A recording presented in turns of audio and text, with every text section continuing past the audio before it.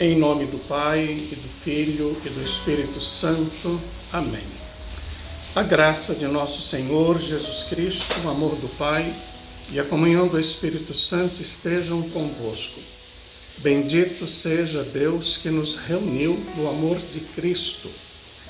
Queridos irmãos e irmãs, com muita alegria nos reunimos nesta manhã, nos acompanhando, mesmo de longe ou de perto, procurando refletir todos os dias a palavra da vida que Jesus traz para nós, para nos encher de amor, nos encher da graça, para que consigamos seguir os caminhos de nosso Mestre. Cada palavra, cada reflexão nos ajuda a dar passos. Vamos ouvir o Evangelho de hoje. O Senhor esteja convosco, Ele está no meio de nós. Proclamação do Evangelho de Jesus Cristo, segundo Lucas. Glória a vós, Senhor. Naquele tempo, quando Jesus se aproximou de Jerusalém e viu a cidade, começou a chorar. E disse: Se tu também compreendesses hoje o que te pode trazer a paz. Agora, porém, isso está escondido aos teus olhos. Dias virão em que os inimigos farão trincheiras contra ti e te cercarão de todos os lados. Eles esmagarão a ti e a teus filhos, e não deixarão em ti pedra sobre pedra, porque tu não reconheceste o tempo em que foste visitada. Palavra da salvação, glória a vós, Senhor.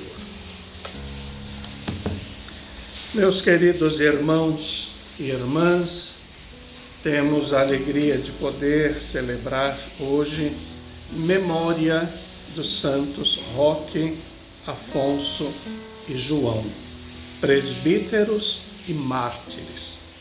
No século XVII, em defesa dos povos indígenas da América do Sul, o paraguaio Roque González e os espanhóis Afonso Rodrigues e João del Castillo doaram sua vida, sendo considerados os mártires das reduções jesuíticas.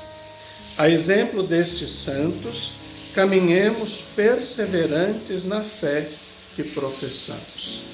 Perseverança na fé que professamos.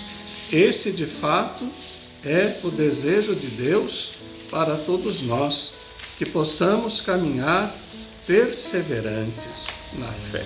A exemplo de tantos santos, tantos que se dedicaram a Jesus, à Igreja, ao testemunho de vida e amor. Hoje o Evangelho nos fala sobre lágrimas de Jesus. Jesus que chora. E por que Jesus chora? Porque Jesus não permanece indiferente à sorte dos homens.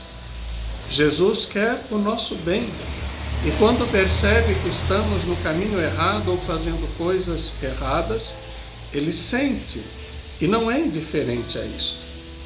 No Evangelho nós vemos que Jesus descia pela vertente ocidental do Monte das Oliveiras, dirigindo-se ao templo. Acompanhava-o uma multidão cheia de fervor que gritava louvores ao Messias.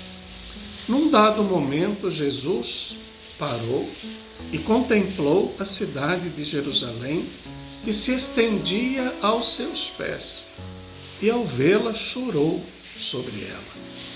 Foi um pranto inesperado que quebrou a alegria de todos. Naquele instante, o Senhor anteviu como anos mais tarde a cidade que tanto amava seria destruída por não ter conhecido o tempo em que Deus a visitara. O Messias percorrera as suas ruas, tinha-lhe anunciado a boa nova, os seus habitantes tinham visto seus milagres, mas continuara na mesma. Se ao menos neste dia que te é dado, tu conhecesses ainda o que te pode trazer a paz. Veja a angústia de Jesus falando isto a Jerusalém. Mas agora isto está encoberto aos teus olhos, porque virão para ti dias em que os teus inimigos te cercarão de trincheiras, e te sitiarão e apertarão por todos os lados, e te arrasarão a ti e aos teus filhos, e não deixarão pedra sobre pedra, porque não conheceste o tempo da sua visita. O Senhor nos visita todos os dias, queridos irmãos e irmãs. Precisamos reconhecer a visita de Jesus e abrir o nosso coração à sua proposta de vida, à sua proposta de amor, e assim não permitirmos que nada possa nos afastar da graça, nos afastar do amor de Deus. Através destas palavras de Jesus, pode-se ler a angústia que oprimia o coração do Senhor. Mas por que Jerusalém não entendeu a graça de conversão que lhe era oferecida, naquele mesmo dia com o esplendor do triunfo de Jesus? Por que se obstinou em fechar os olhos à luz? Tivera várias ocasiões de reconhecer Jesus como seu Messias e Redentor. Esta seria a última. Se rejeitasse esse derradeiro benefício, tudo aquilo que foi escrito de mal na profecia cairia imediatamente sobre ela. O Senhor ali encheu-se de aflição, pois Ele não permanece indiferente à nossa sorte. Ele quer o nosso bem. O que nos maltrata, maltrata o coração de Jesus. Por isso precisamos viver uma vida voltada para o bem. A sua pena foi tão grande que os seus olhos se encheram de lágrimas. Meus irmãos, minhas irmãs, nós não queremos encher os olhos de Jesus de lágrimas. Não queremos que Ele sofra por nós. Por isso precisamos trilhar um caminho de amor, um caminho em que a vida cristã esteja acima de tudo. A vida cristã consiste numa amizade crescente com Cristo, em imitá-lo, em tornar a sua doutrina tudo aquilo que nos ensinou.